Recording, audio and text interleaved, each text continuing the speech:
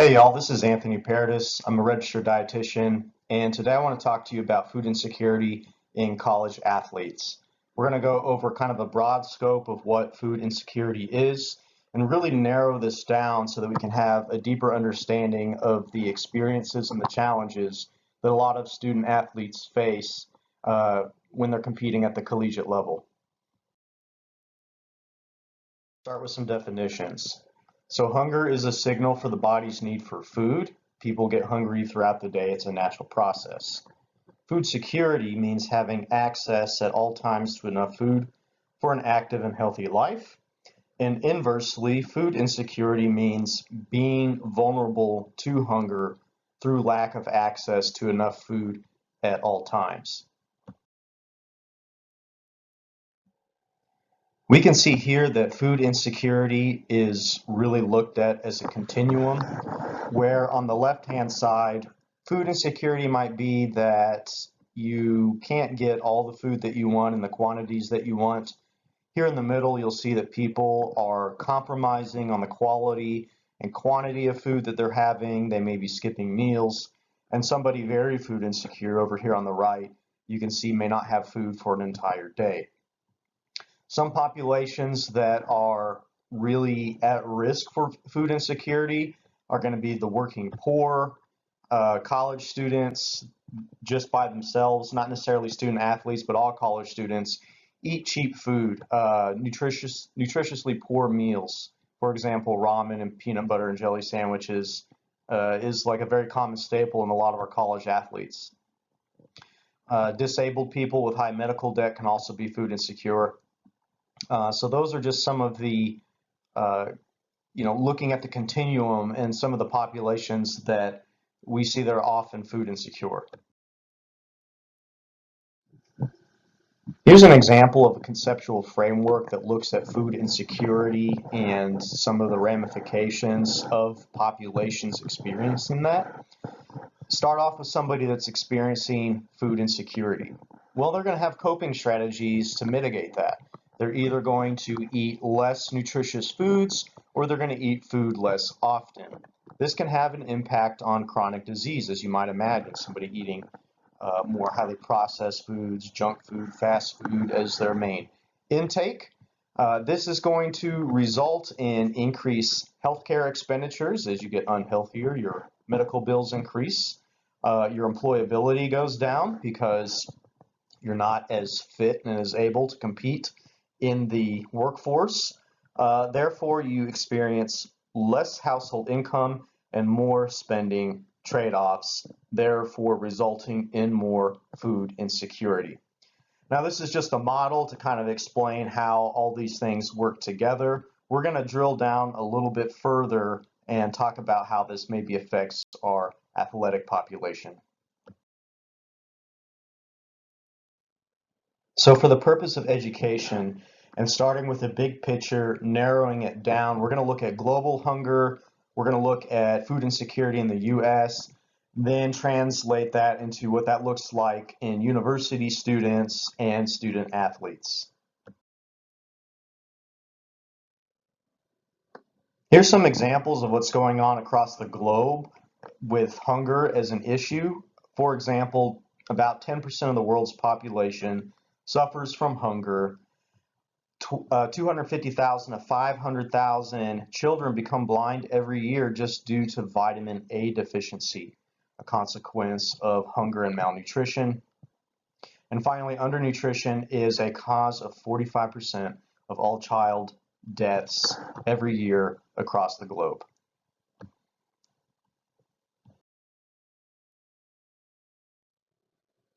Looking at the United States, 43.1 million Americans, give or take, live in poverty, and about 15.6 million Americans are considered food insecure.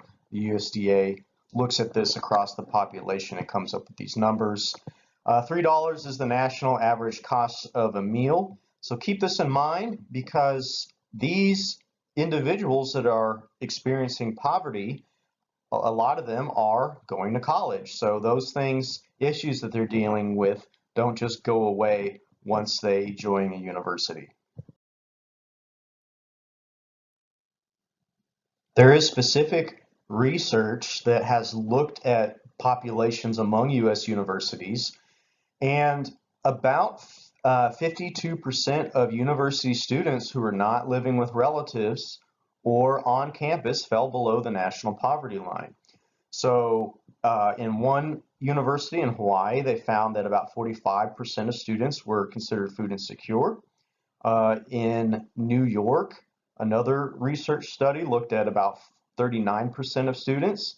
And in Oregon, we saw that about 59% of students were considered food insecure. So those are pretty profound numbers that we're looking at across universities, well above the 30% mark. In an earlier slide, we looked at a model that showed how food insecurity can lead to increased incidence of disease and poor health outcomes.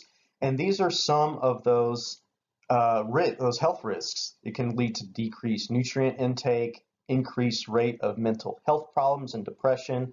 Going hungry is a very mentally stressful situation. It can increase risk of diabetes, hypertension, hyperlipidemia, worse health outcomes, and even poor sleep outcomes. So these are a few of the health risks associated with food insecurity. Remember that health risks and outcomes, they're multivariate in nature. You're not going to get diabetes from missing a meal for a day, but these things really enter into the pool of the issues that lead to something like that. So let's look at some more research that examined food insecurity in university life. Actually a couple of studies looked at nutrition associated with GPA variance. So typically students that had higher quality diets experienced a better GPA, better academic outcomes. Whether that's causal or correlative is yet to be determined, probably a combination of both. Food insecurity is associated with delayed academic progress. So that's compounded on other issues that we talked about. And then finally, college students who report food insecurity also have poorer health outcomes. So you can see that between academic progress, with GPA, with even overall health, that food insecurity is a strong correlate that has been examined in the research across multiple universities. All right, we've covered a lot of breadth here going into food insecurity, but now let's start talking about college athletes. Are they at risk? Well, yes, because they have increased nutrient needs. So athletes need more intentional nutrients to keep up with physical and mental demands of training. Some athletes in high amounts of training might have their calorie and nutrient needs doubled compared to a sedentary individual. Athletes have increased energy needs and likely benefit from individual supplementation because of long practices, restrictive time, and practice schedules. But keep in mind that supplementation may or may not be provided or even allowed to be provided by the university. The student athlete may or may not have the funds to be able to provide that for themselves. And finally, we know that nutrition is a key component to optimizing an athlete's performance and recovery, according to the American College of Sports Medicine. So keep that in mind as we go to the next slide. Now, this is something that I just want you to take into consideration because oftentimes demographic disparities are indicators of economic disparities, and we know that economic disparity is closely tied into food insecurity because if you can't afford food, right, that's related to your economic situation. So with men's basketball among NCAA institutions, 56% of the athletes are black, but 70% of head coaches are white. In men's football, 48% of athletes are black, with 82% of head coaches being white. We can see similar disparities among women's basketball, and we can even see disparities between college enrollment and graduation rates. So this isn't necessarily directly linked to food insecurity, but it's painting a picture so we can start understanding the population that we're working with here. So now we ask the question, are college athletes at risk for food insecurity? And with the way that the regulations from the NCAA and universities are set up, I think that there's a case for this. We can see that college athletes can't be paid. Now, that's changing right now with the name, image, and likeness legislation, but really what's happening is the athletes that are with big money schools that have kind of high followings are getting all the money, and a lot of other athletes really aren't seeing payment from this. So you could argue that yes, that is changing, but it's not really impacting everybody equally. They can only participate in meal plans available to all students. So there's kind of limitations to the way that the university can structure the meal plan that the student athletes get.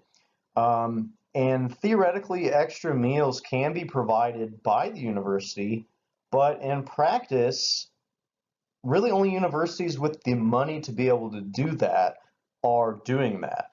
And then if you look at the teams themselves, typically the teams that are generating more revenue and more money for the university are getting those extra meals where you may not see that sort of treatment with maybe non-high revenue sports.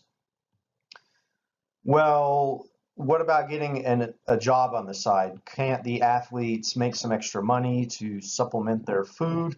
Well, policy versus practice says otherwise. So the NCAA, right, used to have this like 20-hour rule guideline for how much involvement they are with athletics, but when they were surveyed on that, you can see that many athletes reported, for example, baseball reported that they were spending 42 hours a week on their sport. And these were all self-reported, so there is some limitations to that, but we can probably build a case that athletes are spending a lot more time in athletics than necessarily what the policy says.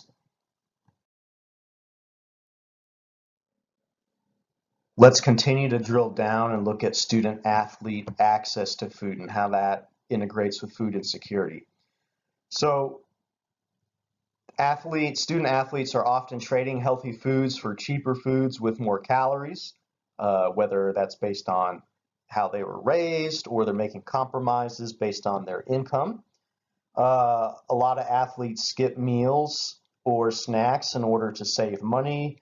They will not purchase snacks or extra food for themselves. They expect the university often to supply that to them. And if it's not, oftentimes they'll go without. And then this one's very common. A lot of athletes miss meals due to meal plan access or amount. So they may have a class schedule and a practice schedule that doesn't reasonably allow them access to go eat a healthy lunch. Even though they should, in practice, this isn't always the case. So all athletes are at a higher risk of food insecurity because of their higher energy needs. So you could say somebody on a certain amount of income is going to experience a certain level of food insecurity. Well, when they're being very physically active, their needs are increased, so that issue is escalated. They have low income. They can't get jobs, right? They have demanding schedules and lack of education. So we'll look at that in a case study here in a little bit, but a lot of athletes have very low knowledge when it comes to nutrition and feeding themselves, and that plays into the picture as well.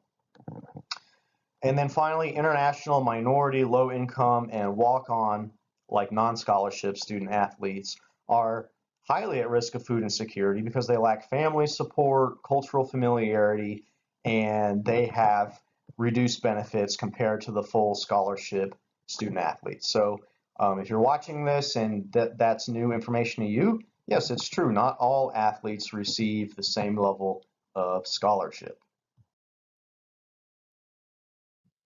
All right, so here's another model that looks at how food insecurity either leads to less food intake or nutritiously poor food intake that can impact ability to recover from exercise and increase injury risk. So starting here on the left, food insecurity, you have uncertain access to food.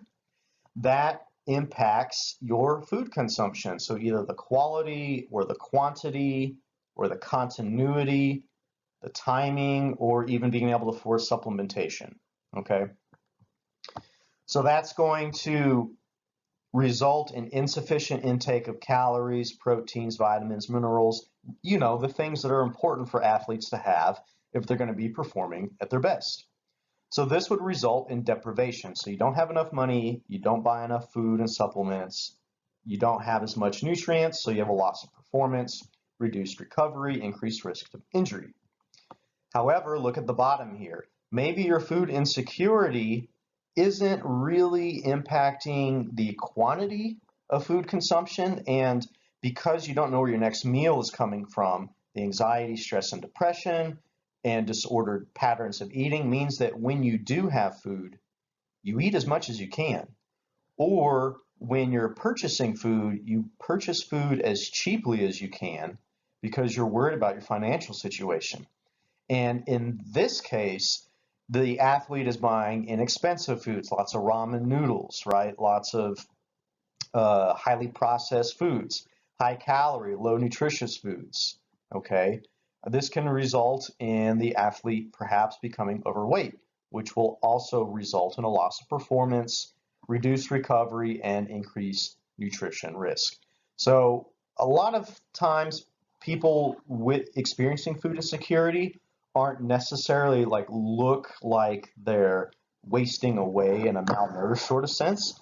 Some of these individuals are overweight or obese, but that's more of a result of the mental anxiety that comes from not knowing where your next meal is coming from. If you were in a similar situation, you would say, hey, I don't know when I'm eating again. I need to get as much as I can right now. And that can result in these two outcomes that you see here. We've looked at the research and the models that other people have used. I'm going to use some of the data that I've collected across my career, looking at first some qualitative assessments. So in an interview with a student athlete, this individual said, I think that I get almost no help from my family. I can't get help like to send money and stuff, so I don't know. I don't feel helpless, but I feel like I could have more help. So this athlete that I interviewed was an international athlete that didn't have any money being sent from their parents. This individual also did not have a car, so this person couldn't get to the grocery store when it was necessarily needed and would have to get by with a smaller amount of food. I also had this individual take some pictures of a refrigerator shared with other teammates, and you can see here circled in red that this person only had one shelf of food on the refrigerator that belonged to them, and you can see the freezer in there as well. Yes, there's food in the fridge, but this is shared among 4 college athletes, and I might argue that there's not exactly a robust nutrition offering in what you see here in this picture and from these quotes from my interview.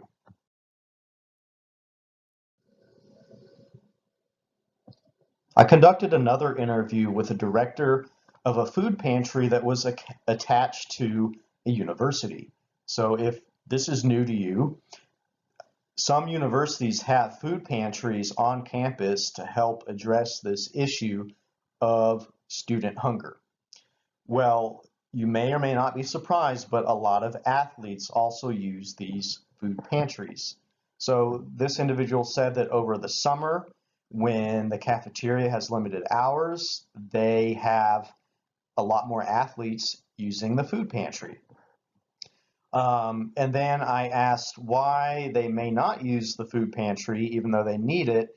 And the director said that sometimes they're just too proud. They don't want to use the pantry.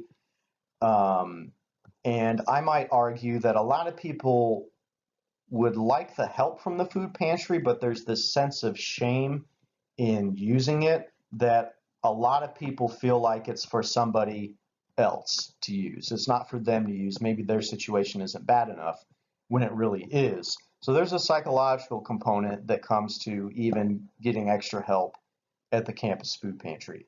So I just want you to take that into consideration as we continue to paint the big picture here.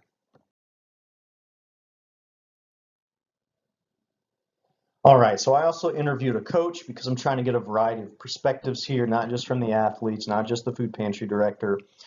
And this coach said that because of regulations in the NCAA on what you can and can't give them, there's certain periods of time where they're sending kids home for maybe 4 weeks, and you know that they're only eating one meal a day because of their family situation. And this coach thinks that we should be able to do more for the athletes. Um, this coach felt that we're asking athletes that their scholarship is based on performance, and if we don't have enough food, protein, and things to give them, then they're not really going to reach that, and we're asking more than what we're giving them. So keep in mind that that's going on in the situation as well. All right, in my opinion, as a sports dietitian, there's kind of three areas that we could focus on to help improve student athlete food insecurity. One of those is going to be education. We can counsel the athletes on how to shop for budget-friendly yet healthy foods, on how to reduce food waste, on how to compare prices, and to really get enough food on a limited budget. I think that there's a lot more that the average athlete can be doing as far as choices and education in that regard. Second would be access to food. So this can either look like a revamp of athletes' schedule to allow them to use the meal plan that they've already been given that maybe they don't have access to, or increasing meal plans for walk-on athletes, for partial scholarship athletes, and then also sports dietitians are doing a really good job with like fueling stations and training tables, having kind of nutritious snacks available that we can give the athletes to sort of mitigate the timing issues that they have seem to be really effective. So having a robust sports nutrition budget to be able to do that with the athletes, I think is important, along with the sports dietitian providing education to the athletes. Now, also keep in mind that education is difficult to dole out when we look at the schedule that student athletes have. It can be difficult to even get FaceTime with some of the athletes and teams, and certain coaches' schedules are more or less organized as well. So you're going to get different impact across different teams, even just with different coaches.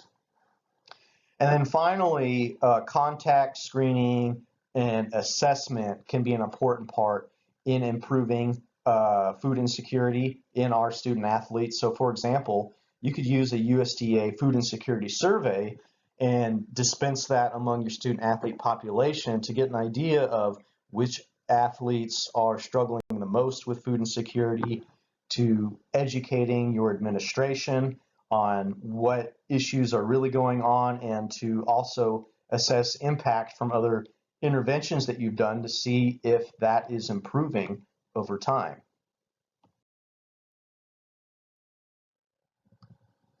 So if you know me, you know I'm a big model guy. I like kind of painting a picture of where everything is going. So let's look at an education model on how education leads to changes in behaviors, which can lead to changes in performance indicators as well as food security. So nutrition education, we educate the athlete has a behavior modification. With that behavior modification, we see improvements in performance indicators, but we can also see improved food insecurity. So I may be educating an athlete on the importance of protein because I want them to be able to build more muscle. But along with that, we also educate them on less expensive forms of protein, on ways to make the protein stretch out and to get more bang for their buck.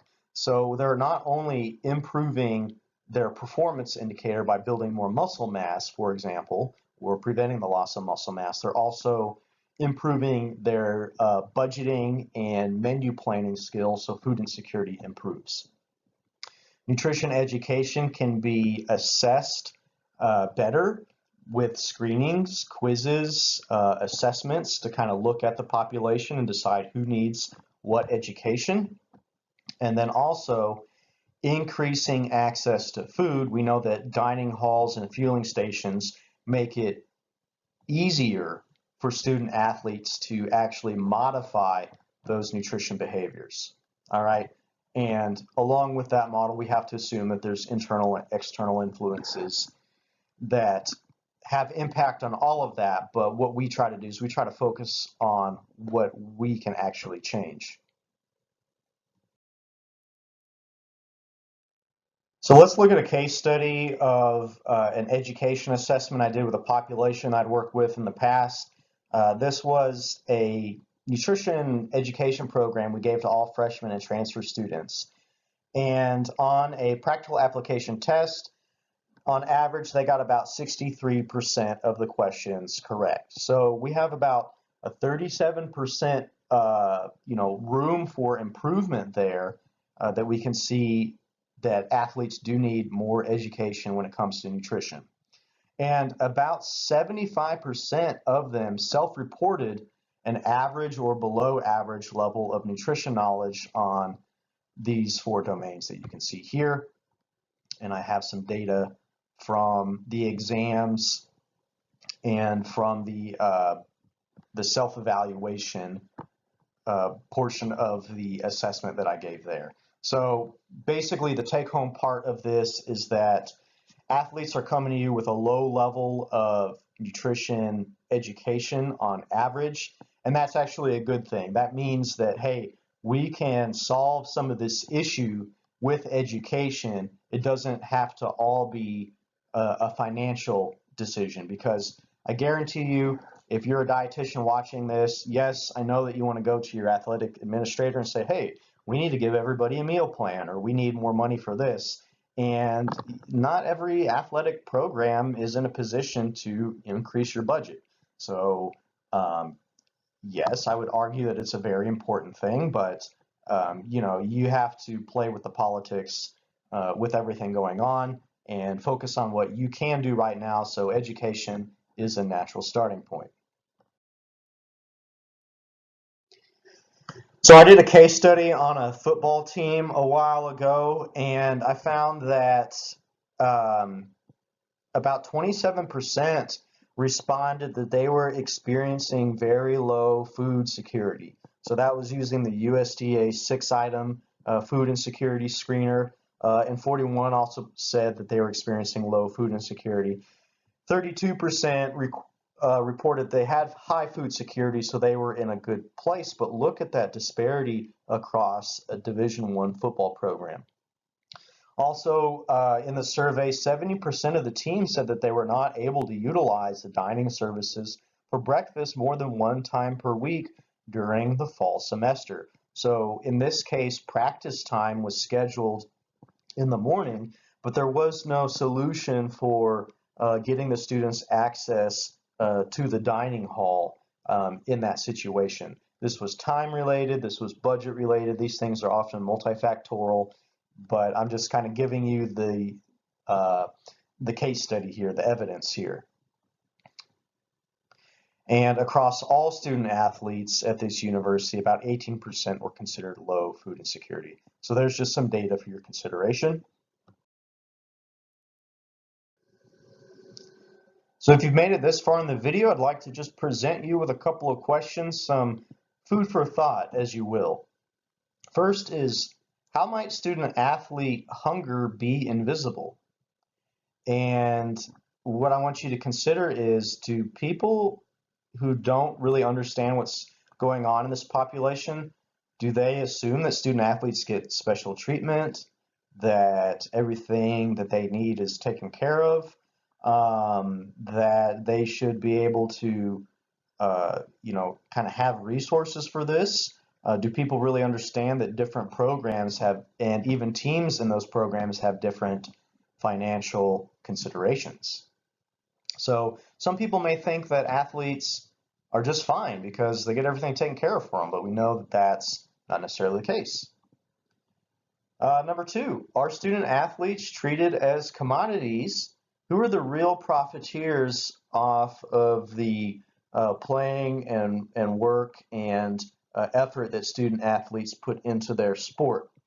Look at what resources they have compared to professional athletes. So you can answer those questions. That's just some food for thought there. And is it fair for student athletes to experience food insecurity since they're getting a quote unquote free scholarship? They are getting some sort of compensation, right? They're getting an academic scholarship. Is it par for the course that they experience food insecurity? Is it just? That's something for you to decide and think about. I know my opinion on that.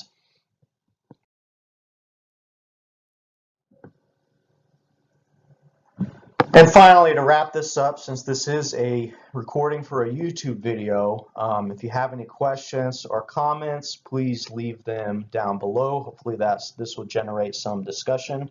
And I also want to say that, through my career and through my experiences, food insecurity amongst student athletes is something that I've noticed and I've experienced.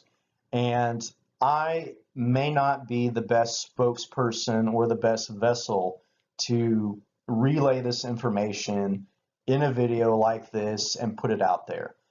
But I just feel a sense of duty to do so because I don't see a lot of people necessarily talking about this. Maybe they feel like they want to have more research done, or they don't feel like they're an authority yet to speak on it.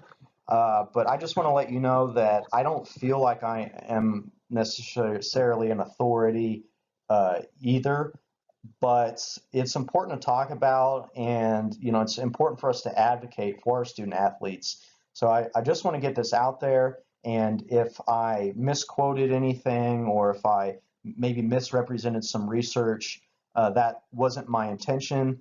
The idea is to just get some discussion started about this, and I think it's a good time because as this name, image, and likeness legislation is coming out and there's more scrutiny placed on the NCAA and how student athletes are treated, I think that how we feed them needs to come back into the picture as well. And so I'm hoping that this fosters some good questions and comments and discussion.